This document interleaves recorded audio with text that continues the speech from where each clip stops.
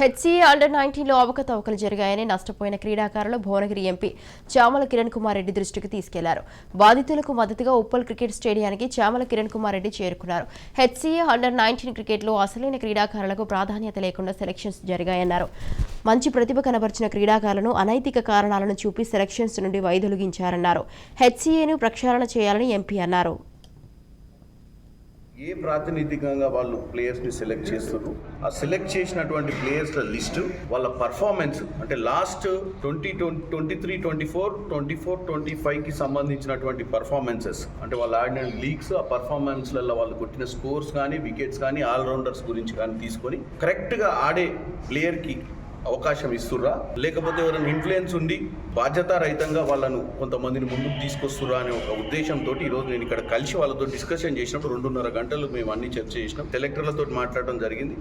కాకపోతే ఇక్కడ ఒక మిస్కమ్యూనికేషన్ ఏంటంటే, జస్టిస్ కమిటీ నాగేశ్వరరావు గారు సుప్రీంకోర్టు నుంచి లాస్ట్ టైం అపాయింట్ కాబడి అప్పుడు వచ్చి సెలెక్టర్స్ని అపాయింట్ చేయడం జరిగింది.